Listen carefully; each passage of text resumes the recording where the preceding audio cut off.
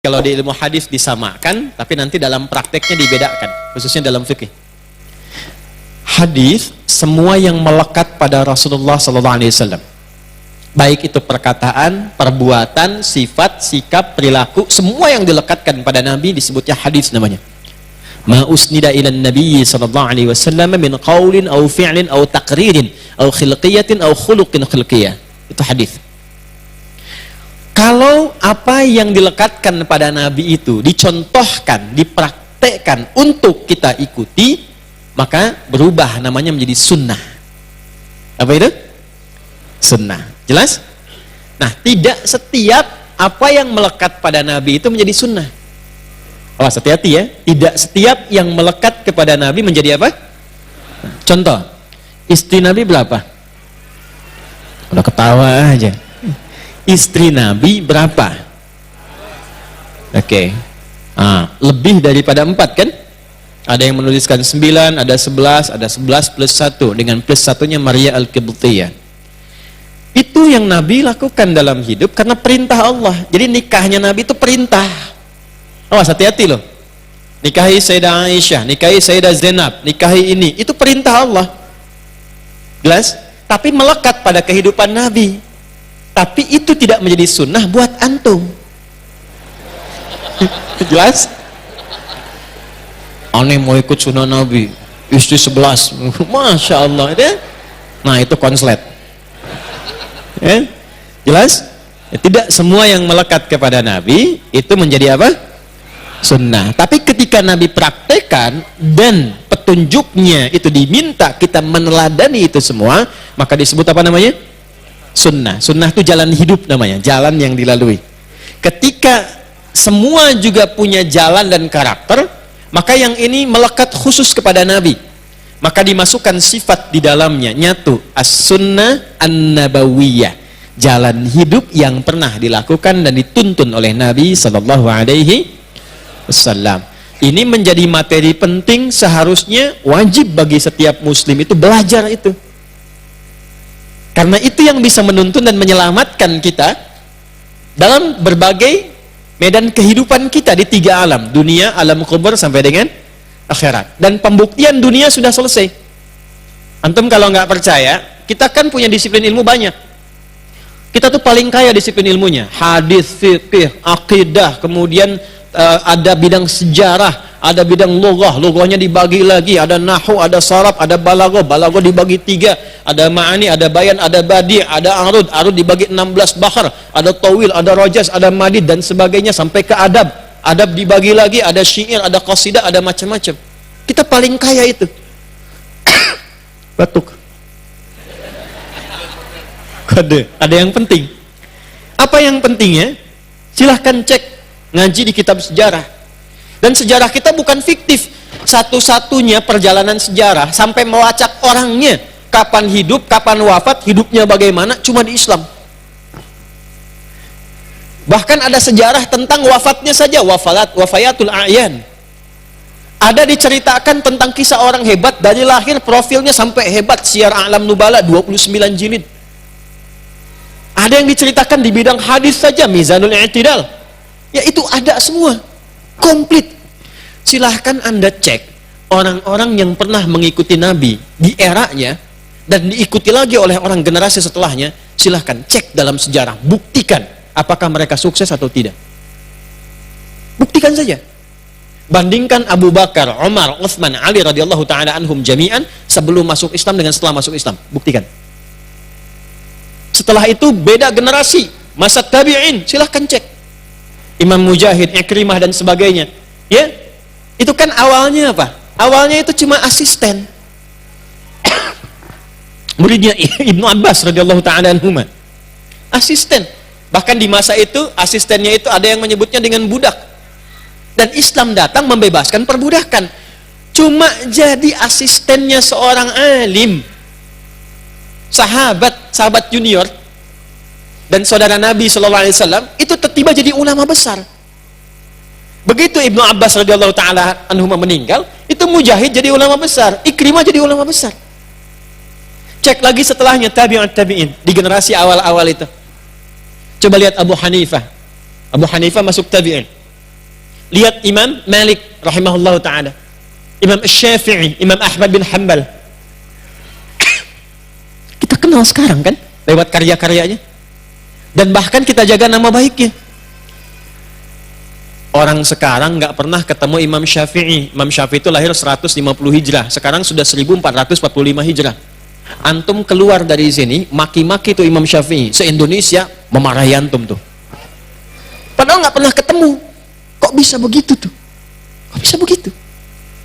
Pokoknya silahkan Anda cek dimanapun orang-orang yang ikut ini, apapun pilihannya, di ilmu pengetahuan, di karir, di diplomat, di birokrat, dalam segala aspek sukses. Dan hebatnya saat dia sukses diperintahkan oleh agamanya, bangun dengan kesuksesanmu itu negerimu, bangun kampungmu, bangun kotamu. Tidak disebut seorang yang muslim yang baik, tidak disebut seorang muslim yang baik kalau kesuksesannya hanya dikhususkan untuk pribadinya saja. Nabi datang ke Yathrib, kotanya tertinggal, tapi setelah lestari semua diajarkan oleh Nabi, berubah kota itu menjadi suasana kota yang hebat, metropolitan, yang paling unggul, yang paling menginspirasi. Berubah jadi Al-Madinah, Al-Munawwarah. Dan dimanapun selalu berubah. Maka saya yakin kalau di Indonesia ini orang Islamnya benar dan diikuti tuntunan ini, karena semuanya baik, nggak ada yang nggak baik. Saya yakin, demi Allah saya katakan, cepat atau lambat, kalau Anda ingin buktikan, cek di Lampung dulu. Jadi muslim yang baik, praktekkan semua tuntunan ini, lihat. Nggak usah nunggu lama, setahun 2 tahun ke depan, apa yang terjadi pada Lampung. Cukup kerjakan saja itu. Dan nggak akan pernah melanggar ketentuan-ketentuan dan tidak akan pernah bertentangan dengan hukum yang berlaku di negara Kesatuan Republik Indonesia. Karena Islam itu desainnya unik. Semua dalam Islam itu desainnya tidak ada pertentangan dengan hukum-hukum yang dibuat oleh manusia atau disepakati dalam konteks kemanusiaan. Gak akan bertentangan, karena Islam membawa value kebaikan yang disepakati oleh semua manusia. Contoh, jujur. Siapa yang tidak mau jujur? Silahkan cek. Integritas, rendah hati, sabar, kerja keras, ada semua ayatnya. Karena itu tidak perlu lama-lama, yuk kita mulai materi pertama di pertemuan pertama ini. Kita akan susun kurikulumnya dari bangun tidur sampai dengan tidur kembali. Materi pertama, cara bangun tidurnya Nabi Sallallahu Alaihi Wasallam. Oke. Ya, sebelum dimulai, ingat lagi kaidah ini ya, ingat kaidah ini. Jadi kalau kita bangun, ini bukan persoalan bangunnya saja. Tapi kalau kita niatkan bangunnya mengikuti Nabi, itu seketika baru dikerjakan, dituliskan pahalanya. Sudah? Paham? Jadi jangan dipahami bahwa bangun begitu saja, tidak. Begitu diniatkan ikut Nabi, dituliskan pahala 10 kebaikan. Nanti itu akan ditampakkan hasil dari pekerjaan kita itu sesaat sebelum wafat dalam sakaratul maut. Ya, kalau mau coba silahkan malam ini ya, cek misal ya. Tapi nggak bisa kalau belum tiba ajal.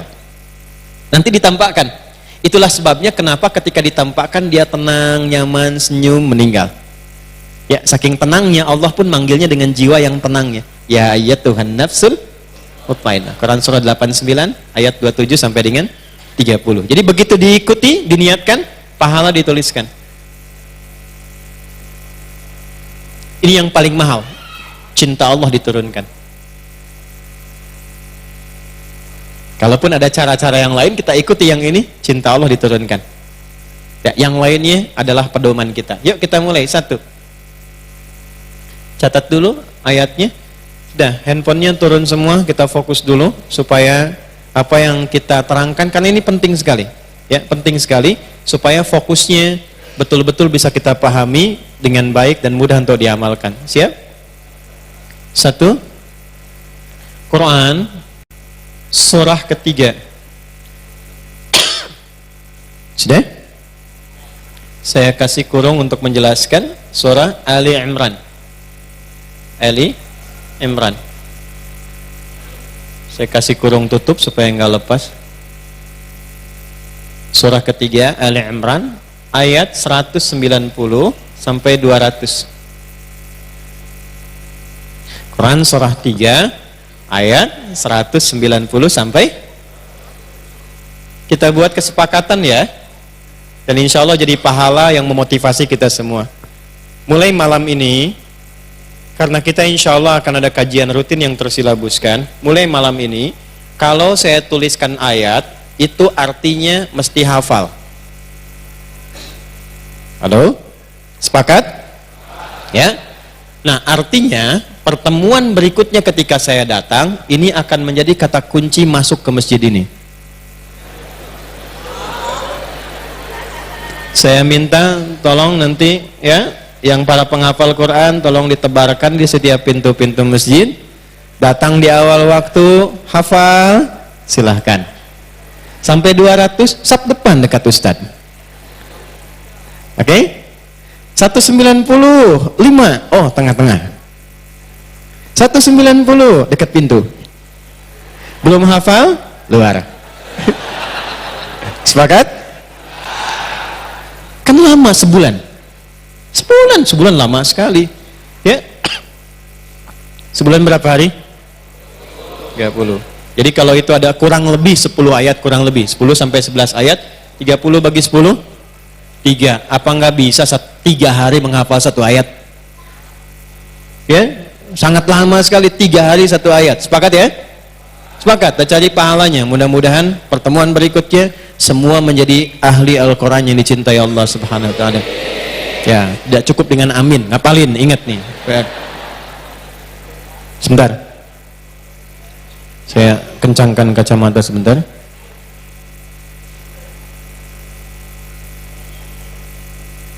Saya cuma lihat wajah-wajahnya aja ya. Baik. Jadi pekan depan saya udah tahu tuh. Kalau kesini lagi bulan depan, nah ini ada wajah-wajah ini tuh. Ingat ya, janjian kita. Jangan potong rambut dulu antum. Wah. Hadisnya. Yang paling lengkap dulu ambil di Abu Daud. Sunan Abu Daud. Nomor hadis 1367. Sudah? Kalau ingin ambil jalur yang kuat secara sanad di hadis Muslim bisa. Nomor hadis 763. Sudah? Kalau kira-kira di kitabnya beda cetakan atau ada ikhtisar, ambil rawinya, periwayatnya. Periwayatnya Ibnu Abbas radhiyallahu ta'ala anhuma. Nama aslinya Abdullah Ibnu Abbas, anaknya Abbas dikenal dengan Ibnu Abbas radhiyallahu ta'ala anhuma. Yuk, 2 ini dulu. Kita membahas insya Allah selalu pakai dalil. Quran, hadis, karena ini pelajaran sunnah mesti ada hadisnya. Nanti pertemuan berikutnya saya bawakan contoh kitabnya supaya bisa ditunjukkan. Kalau perlu nanti saya kopikan dulu supaya teman-teman mendapat bagiannya dan nanti tinggal kami upload, Anda tinggal download saja dari situ ya, sehingga masuk ke handphone masing-masing. Sepakat? Alhamdulillah. Yuk, siap-siap. Hadis nggak perlu dihafal kalau ini. Hadis itu tidak menuntut hafalan. Dihafal bagus. Dihafal bagus, tapi tidak menuntut hafalan. Hadis itu yang penting paham, lakukan. Kalau Quran dihafal, setiap hurufnya ada pahala. Setiap hurufnya. Dan paling banyak nyari pahala itu menghafal Quran. Paling banyak. Ya, sebab setiap satu huruf itu 10. At-Tirmidzi nomor hadis 2910. Man qara'a harfan min kitabillahi falahu 10 hasanat. Siapa yang baca Quran 1 huruf saja dapat 10 kebaikan. Dan gak ada orang baca Quran itu cuma 1 huruf. Nun, lumayan. Lumayan 10, ya? Gak ada. Pasti banyak. Nah, yang menghafal itu mustahil ada yang 1, dan kalaupun 1 pasti diulang-ulang. Diulang-ulang.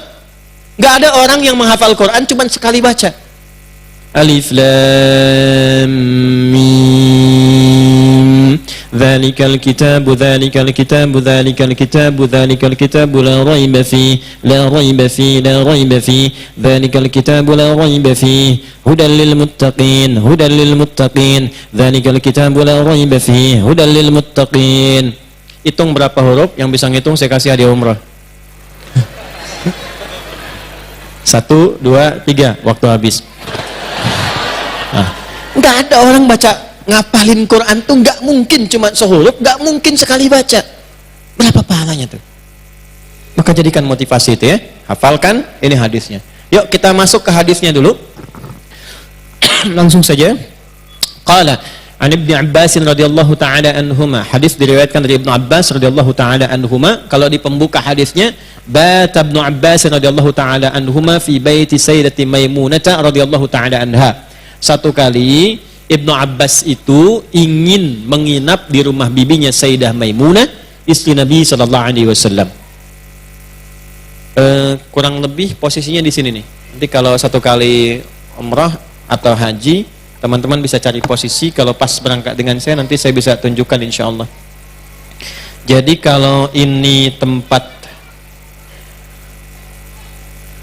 untuk sa'i, ya, ini Safa, ini Marwah di sini.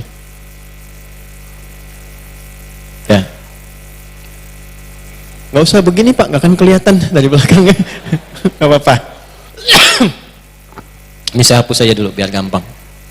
Tapi saya ingatkan gini, ini materi penting banget. Ya, saking pentingnya susah dihapus tuh. Jadi saya bayangkan aja, lihat sini. Udah gambarkan aja gini. Susah dihapus. Ini, lihat ini. Ini anggap menara Zam-Zam tuh, yang ada jam gadang besar itu, jam gadang Arab. Ya. Ini menara Zam-Zam. Ini Safa, hotel Safa. Nah, nyebrang ke sini, ini ada jalan sini, jalan. Ini ada istana itu, istana raja, dikhususkan buat tamu-tamu. Ini Jabal Qubais namanya, besar gini. Antum kalau pas dari sini patokannya, walaupun nggak nginep di Zam-Zam misalnya, kalau pengen dari Zam-Zam lurus, terus belok kanan di sini. Jadi keluar, langsung belok kanan. Kalau sekarang karena sedang ada perbaikan, itu kita harus ke sini pakai pakaian ihram. Kalau nanti sudah normal, langsung belok kanan ke sini. Begitu ke kanan, cirinya gampang. Di sini ada pos security nih sini. Ya, yang di atas istana, atasnya ini pos security di sini. Belok ke arah sini. Nanti CCTV-nya warna putih, ngadepnya ke sini. Batasnya warna merah, ada yang jaga di sini. Lurus terus ke sini nih. Ada pintu 26, Gate Ismail. Kemudian ikuti ke sini sedikit. Nah, di sini bertemu dengan Babun Nabi namanya, Gate Nabi sallallahu alaihi wasallam. Di sini ada Babun Nabi, Gate Nabi sallallahu alaihi wasallam. Kesininya terus kita akan temukan di sini ada Babus Salam. Lurus terus Babus Salam. Yang kalau turun pakai eskalator ke bawah, ada yang tangga tengah-tengah, ini untuk eskalator naik ke atas. Ya, yang jaganya pakai pakaian putih, ini kursi hijau, sini kursi merah. Ya. Nanti di sini kenapa saya tunjukkan pintu Safa? Begitu Anda turun ke sini, Babus Salam. Nah, di balik Babus Salam ini rumahnya Abdullah bin Abbas. Abbas rumahnya di sini. Ya, di dekat ke Bukit Safa, itu turun. Nah, di sini posisi Nabi sallallahu alaihi wasallam sedang beristirahat di rumah Sayyidah Maimunah. Sayyidah Maimunah itu rumahnya yang ini, yang Gate Babun Nabi di sini. Jadi jaraknya nggak terlalu jauh lah ke sini. Di sini Nabi menunaikan salat 2 rakaat sebelum peristiwa Isra dan Mi'raj itu. Di sini tempatnya. Ya. Oke, jadi dari sini diilustrasikan, kemudian main ke sini. Yang mau saya highlight sedikit, Ibnu Abbas itu masih kecil, masih junior saat Nabi hidup. Gambarannya begini, Nabi meninggal itu sallallahu alaihi wasallam, usianya masih sekitar 13-14 tahun. Jelas? Baik ya. Jadi kurang lebih lah lahir sekitar 3 tahunan sebelum hijrah. Jadi bisa digambarkan kalau kondisinya gitu ya. Ini di awal-awal masa tinggal di situ. Ini kan fatrahnya pasti fatrah Mekah kan? Karena setelah Madinah kan beliau hijrah kan? Baik. Jadi kurang lebih usianya masih kecil, 2 ke 3 tahunan begitu. Ya, usia berapa? 2 ke 3 tahunan. Yang ingin saya katakan, pamannya Nabi sallallahu alaihi wasallam, ayahnya Abdullah, namanya Abbas. Abbas itu pedagang, Pak. Bu. Jualan. Dan riba pertama yang dipraktekkan dan dibebaskan oleh Nabi itu riba pamannya. Tadinya beliau banyak praktek riba, seperti rentenir sekarang. Dibimbing oleh Nabi, bebaskan riba, dikasih solusi. Jadi Islam itu indahnya begini, kalau ada yang kurang bagus, dilarang, tapi dikasih solusi. Dilarang itu bukan untuk menyulitkan, tapi menjaga supaya kehormatan tidak runtuh. Ada sesuatu yang bahaya di situ. Jadi begitu dilarang, diterangkan, ini bahayanya akan begini, solusinya yang bagus ini. Begitu dibawa oleh Abbas, dihilangkan kemudian ribanya oleh Nabi Sallallahu Alaihi Wasallam, dipraktekkan pola dagang yang benar, itu keuntungannya berlipat sejak saat itu. Nah, ketika sadar dengan itu, jadi harta yang kotornya itu hilang, yang baiknya itu datang, itu Allahu Akbar, ternyata merubah keadaan keluarganya lebih baik dari sebelumnya.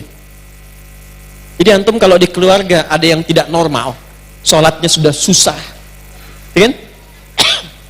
Dengar azan sudah sewot, susah diberitahu, cek dulu.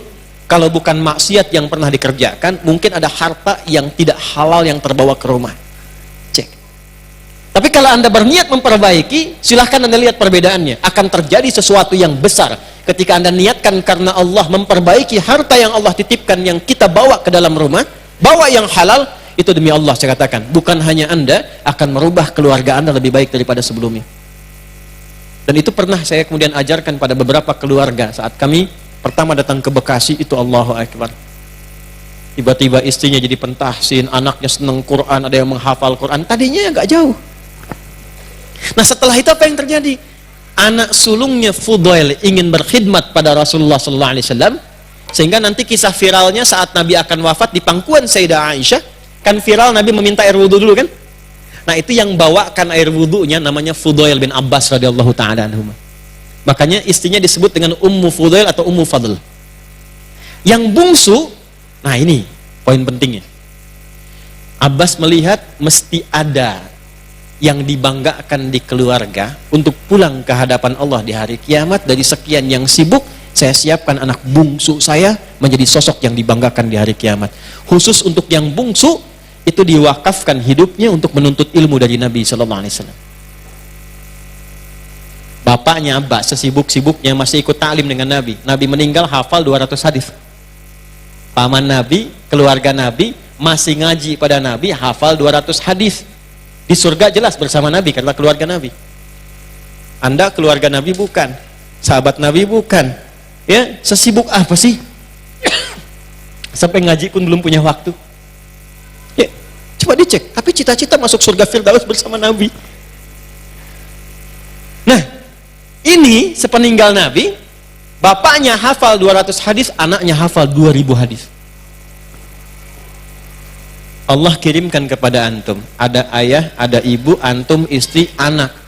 Kirim satu anak belum ada, dua anak belum ada, tiga anak. Kalau sudah 4, 5 anak belum ada yang dekat dengan Allah, berapa anak lagi yang perlu diberikan supaya antum punya kebanggaan di hadapan Allah? Minimal kita siapkan diri kita jadi lebih baik. Maka apa yang terjadi? Dari kecil sudah disiapkan, disimpan di majlis Nabi sehingga cinta dengan Nabi. Anak kecil itu kan di mana ditempatkan, apa yang dia lihat itu yang dia lakukan, apa yang dia dengar itu yang dia ucapkan. Begitu disimpan, jatuh cinta dengan Nabi Sallallahu Alaihi Wasallam. Merangkak-rangkak didoakan oleh Nabi, Allahumma faqihhu fid din wa alimhu ta'wil.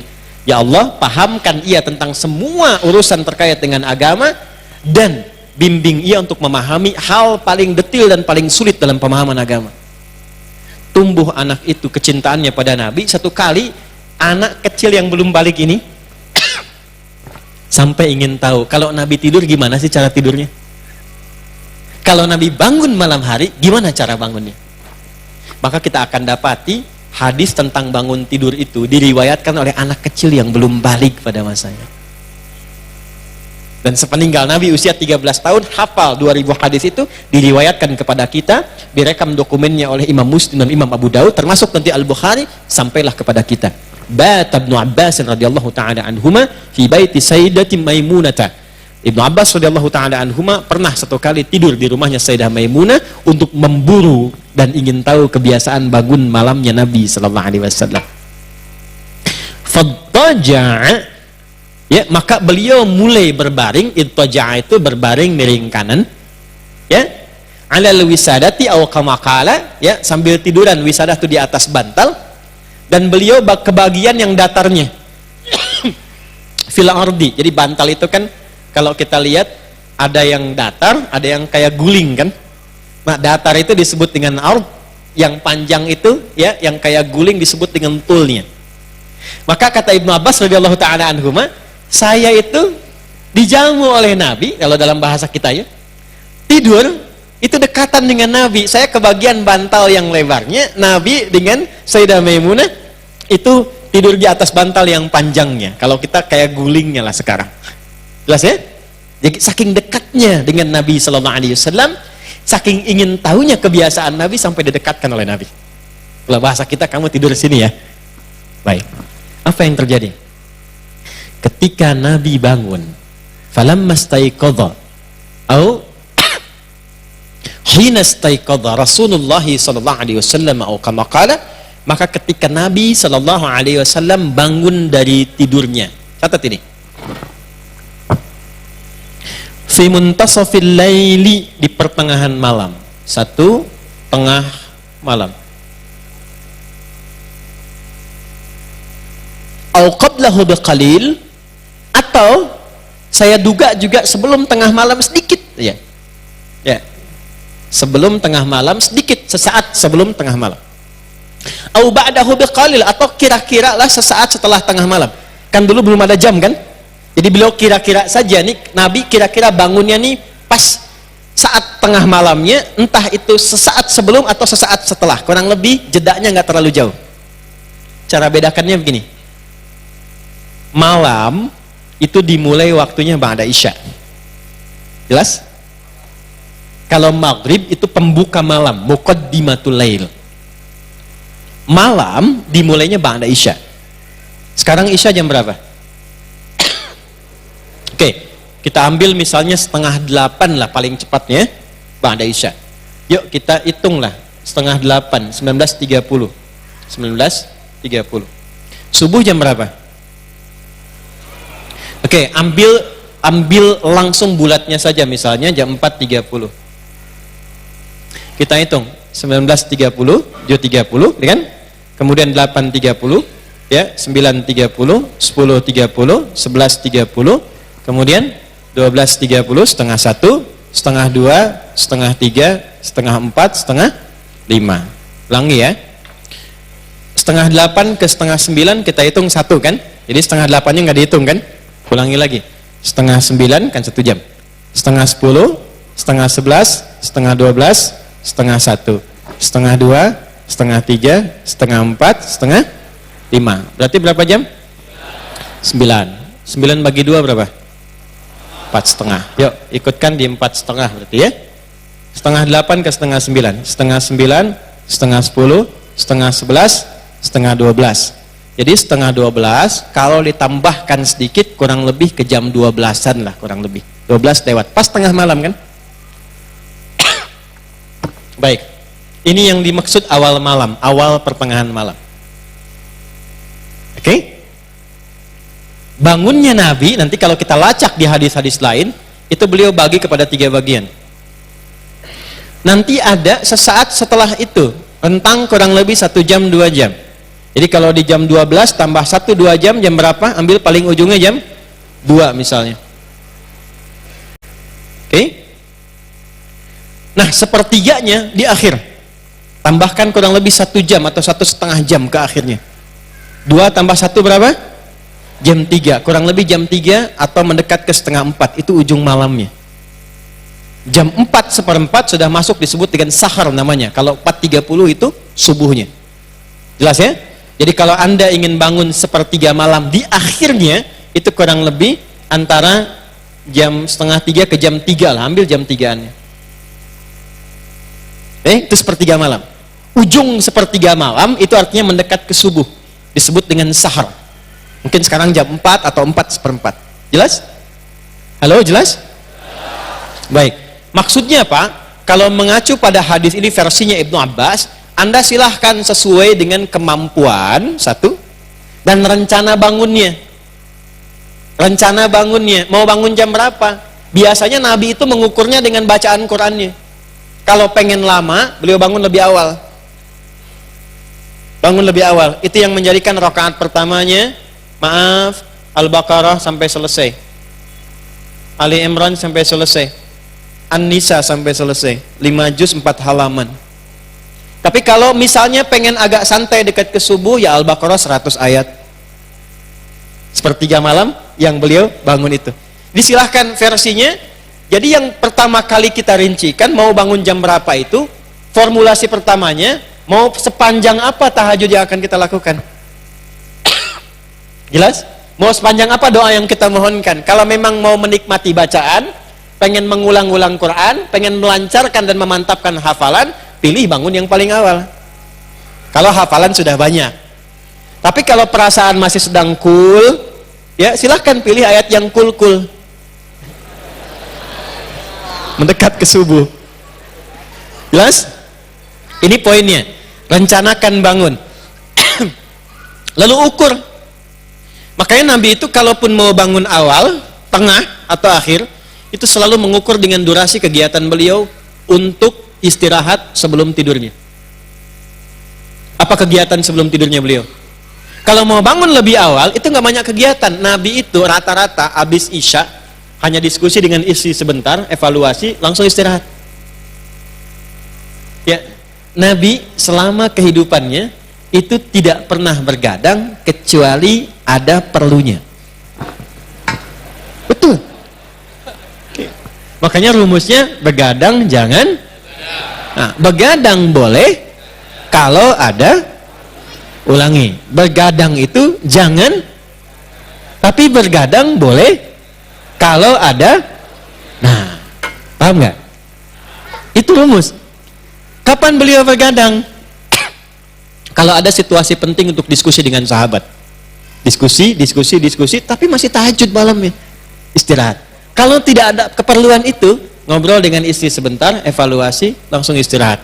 Bangunnya lebih awal. Tergantung target bangun jam berapa untuk menikmati ibadah di keheningan malam dan doa.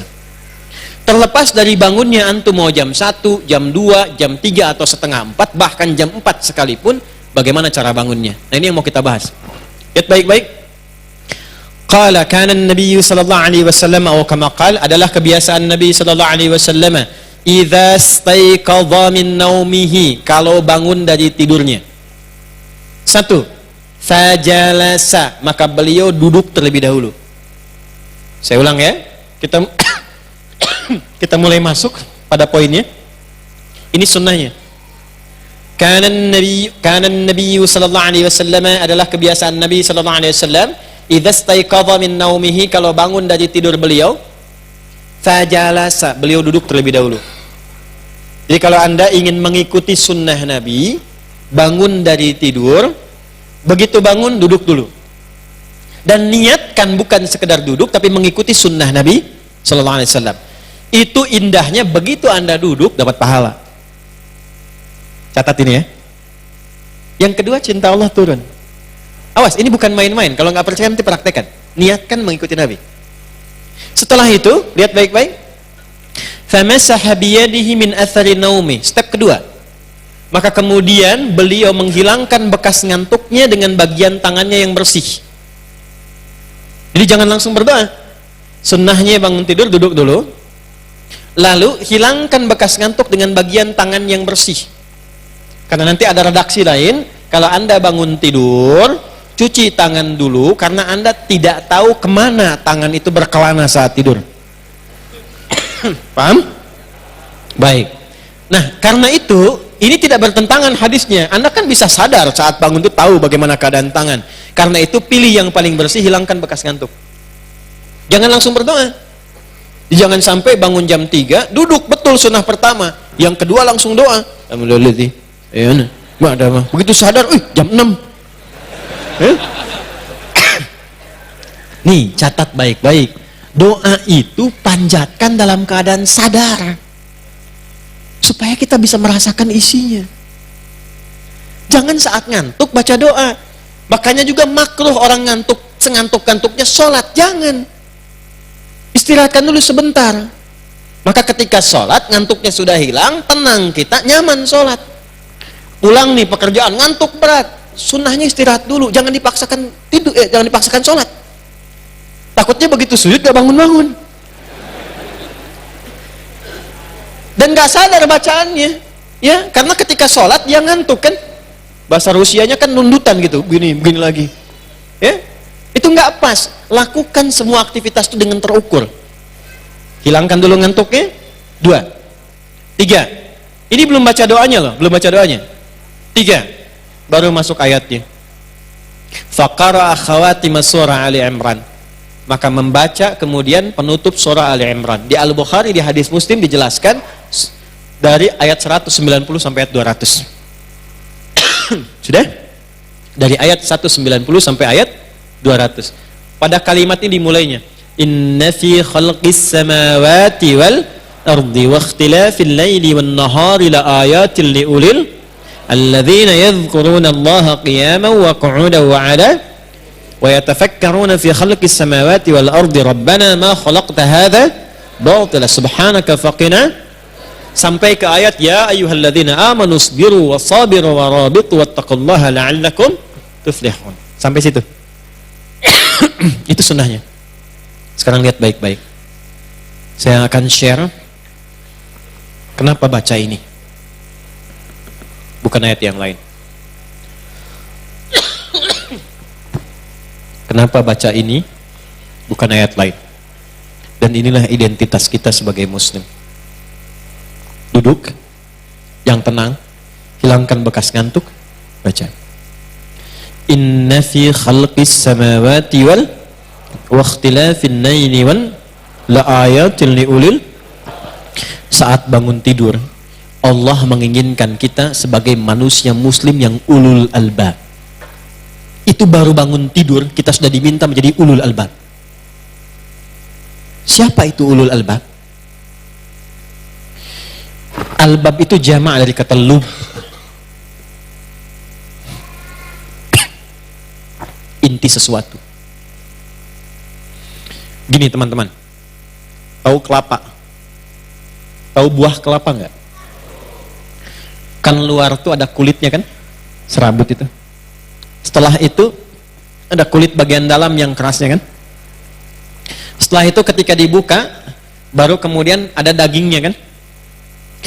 Teman-teman tahu nggak kalau buka kelapa itu ada bagian dalam yang halus, dagingnya yang enak, yang lembutnya itu. Nah itu lub namanya. Lub. Kalau orang tahu kelapa, dia akan mengincar bagian yang enaknya itu.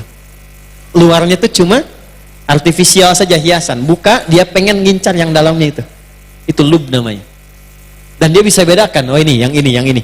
Jadi begitu disebutkan kelapa, terbayang di kepalanya, langsung bagian enaknya. Itu lub. Ada orang yang disebutkan beberapa kalimat, baru satu kata dia paham, oh ini mau kesini bicaranya. Itu namanya ulul albab, orang yang tahu inti sesuatu. Ada orang baru disebutkan berapa kalimat belum paham, satu paragraf belum paham, 2 jam baru ngerti, itu kulit kelapa bagian luar. Paham? Satu kalimat, rangkaian paham, baru dagingnya. Tapi baru disebutkan satu kalimat, satu lafaz, ini dia ngerti kemana arahnya. Itu ulul albab. Ada orang yang ngelihat langit, bagus langit nih, cerah sekali, itu kulit kelapa. Dia ngelihat langit, indah langit nih, ini menunjukkan rasi bintangnya, mengarahkan, ini arahnya utara, ini selatan, ini sekian, itu baru dagingnya. Tapi begitu dia lihat ke langit, subhanaka ma khalaqta hadza batila, masya Allah, bagaimana Allah mencipta keindahan ini, memberikan petunjuk ruang lewat rasi-rasi bintang, mencipta langit yang indah dengan bintang-bintang di malam hari tanpa tiang. Dia ingat kepada Rabbnya, dia memuji Allah subhanahu wa ta'ala. Itulah ulul albab. Bu, ibu ada, alhamdulillah ya. Nih saya tanya ibu nih, ibu ini kalau lihat suami, ibu lihat sebagai suami ibu atau sebagai titipan Allah? Ayo jawab. Tapi kalau disapa kompak, ya bu. Tuh kan. Ibu kalau lihat suami, ibu lihat sebagai suami ibu atau sebagai titipan Allah? Titipan Allah. Masa? Antum deh yang laki-laki, Pak. Antum lihat istri itu sebagai istri antum atau titipan Allah? Antum yang muda-muda, saya tahu nih, banyakkan single dan jomblo. Ya, betul, single itu perjuangan, jomblo nasib. Tapi sudut sini jomblo fisabilillah saya lihat tuh. Lihat sini. Antum lihat orang tua antum itu sebagai ayah ibu atau titipan Allah? Kalau titipan Allah, kenapa antum masih marah? Kenapa masih berkata ah? Sedangkan Allah ketika menitipkan orang tua pada antum, bukan pada anak yang lain, Allah berkata, "Fala taqul lahuma uff." Jangan sekalipun engkau bermuka cemberut atau bahkan bermuka masam atau berkata ah di hadapan keduanya. Anda mengatakan titipan Allah, tapi berapa kali Anda membantahnya? Berapa kali Anda menyakitinya? Berapa kali Anda melanggar ketentuan yang menitipkan kepada Anda? Dan berbahagianya Allah titipkan menjadi orang tua Anda, bukan menjadi orang tua pada anak yang lain. Ibu bapak mengatakan itu anak Anda titipan Allah. Kalau Anda merasa titipan Allah, kenapa Anda sekolahkan di tempat yang tidak mengenalkan dia dengan Allah? Kenapa Anda berikan pakaian yang menjauhkan dia dari rahmat Allah? Allah bilang tutup, Anda buka. Allah bilang jilbabin, Anda pelorotin. Katanya titipan Allah. Ulul albab itu adalah orang yang bisa membaca esensi. Begitu dia melihat ibunya, ibu saya adalah titipan Allah yang harus saya baktikan dan saya sayangi. Jadi berbaktinya itu bukan karena dia ibu saja, tapi karena memang Allah menitipkan itu untuk dibaktikan kepadanya. Quran surah 17 ayat 23. Wa qadha rabbuka alla ta'budu illa iyyahu wa bil walidaini. Jadi bukan karena posisi ibunya, karena Allah perintahkan pada saya untuk berbakti pada ibu. Itulah ulul albab. Kalau cuma sekedar bakti tanpa melihat sebagai titipan Allah, baru daging kelapanya. Kalau belum dilihat, oh sama aja dengan ibu-ibu lain, kulit Anda tuh. Kulit kelapa. Gitu. Maaf. Kalau Anda sudah sukses, bapak ibunya dititipkan di panti jompo, kelapa busuk Anda.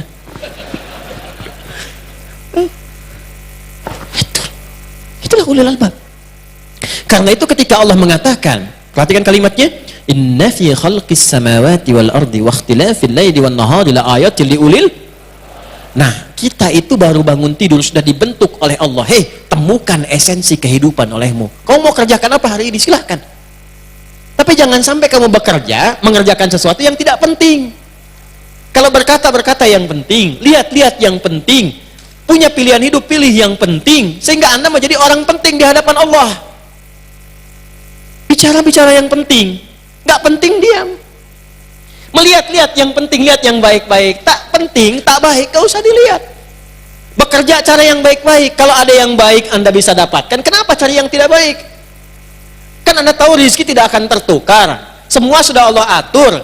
Ada jalan yang baik. Kalau sudah Allah berikan yang baik, kenapa Anda mengatur diri sendiri mencari jalan yang tidak baik? Kan tahu korupsi itu salah, mencuri itu salah, kenapa masih korupsi?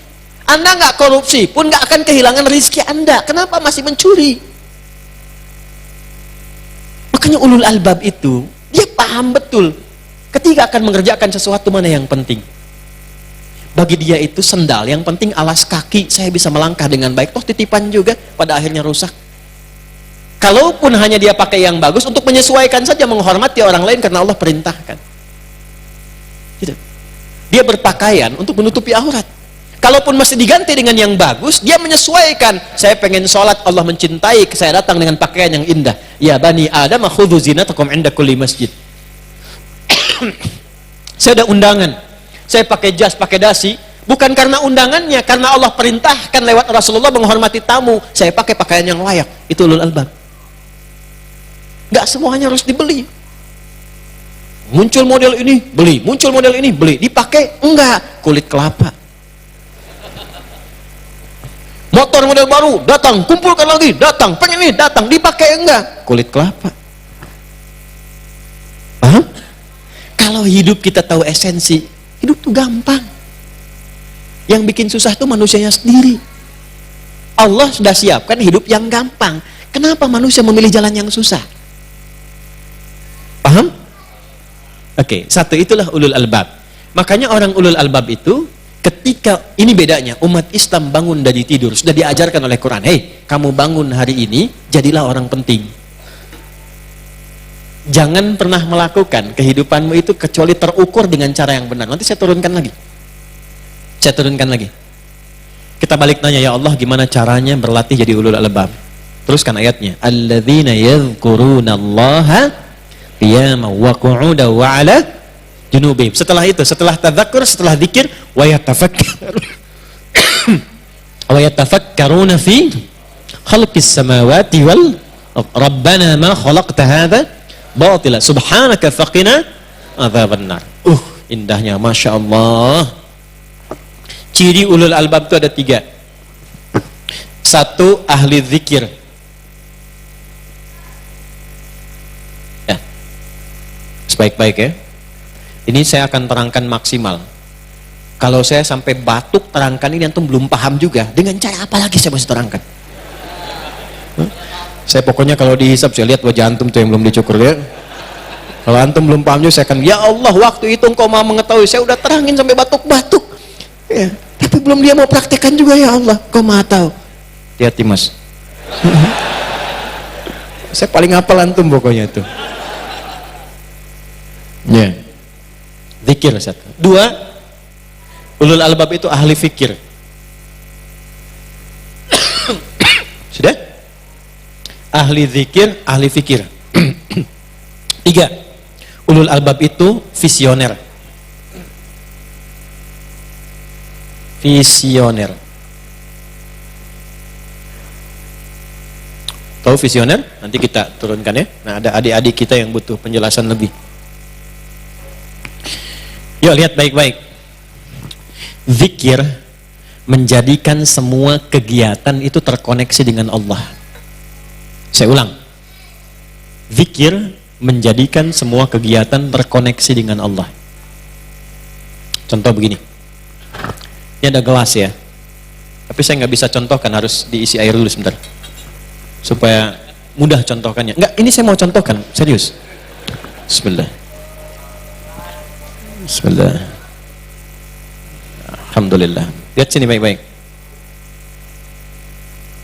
Ini sudah ada airnya nih ya, perhatikan baik-baik. Minum itu kan kegiatan biasa, semua orang yang hidup minum untuk menghilangkan haus, gitu kan? Bagaimana menjadikan minum ini terkoneksi dengan Allah? Saya cepat ya, cepat. Ini materi kita sebenarnya agak lompat dikit untuk mencontohkan lebih gampang. Ketika Anda mengoneksikan perbuatan minum dengan Allah, maka Anda sedang mengakukan amaliyah zikir. Zikrullah. Khudz biyaminika ma yalik. Ambil dengan tangan kananmu yang paling dekat denganmu. 1. Setelah itu apa? Thumma sammillah. Di Al-Bukhari, qul bismillahirrahmanirrahim. Untuk mengoneksikan kegiatan ini sebagai zikir, sebelum diminum sebut nama Allah, bismillahirrahmanirrahim. Sudah? Saya ulangi. Khudz biyaminika ma yalik. Ambil dengan tangan kananmu. Sampai sini masih adab, netral. Karena umumnya orang minum dengan tangan kanan pada umumnya. Tapi koneksi menjadi zikir terjadi ketika qul bismillahirrahmanirrahim. Sebut nama Allah bismillahirrahmanirrahim. Paling singkat bismillah. Di bismillah itu paling singkatnya. Ingat ya, paling singkatnya. Yang lengkapnya bismillahirrahmanirrahim. Baru minum. Bismillahirrahmanirrahim. Saat minum telah dilakukan, 1 kali diminum, ucapkan alhamdulillahi rabbil. Kalau mau minum lagi, boleh. Contoh. Setelah itu, alhamdulillahi rabbil. Bolehkah sampai 3 kali? Boleh. Bismillahirrahmanirrahim.